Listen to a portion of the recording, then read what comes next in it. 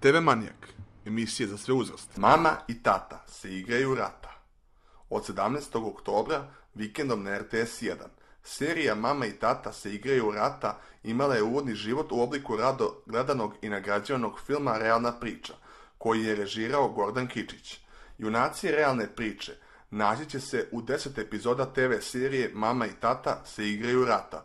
Kreator serije je Gordan Kičić, koji je režirao prvih 5 epizoda, dok ostalih 5 epizoda kao reditelj potpisuje Vladimir Tagić. Scenarij je nastao po motivima filmske priče Miroslava Momčilovića, a scenaristi su Vladimir Simić, Marko Manojlović i Katarina Mitrović. Serija Mama i tata se igraju rata prati junake koji su na pragu srednjih godina. Fokusira se na onaj moment njihovih života, kada njihova mladost i sve iluzije koji su se grčevito držali konačno ustupaju mesto odlukama i obavezama koje zahtevaju zrelost.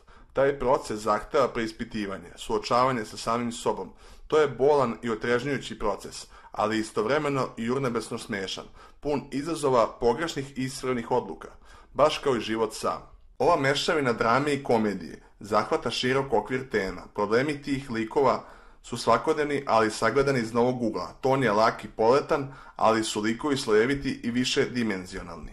Glavni akteri TV serije Mama i tata se igraju rata su supružnici Veljko i Jadranka, čiji brak nakon nekoliko godina ulazi u ozbiljnu krizu.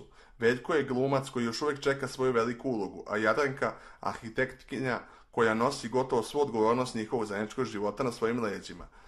Njihova drama nastaje kada Jadranka saopšti Veljku da želi da se razvede od njega. Nova pravila života u tranziciji utiču i na odnose u bračnoj zajednici, čiji akteri ne sazrevaju na sličan način.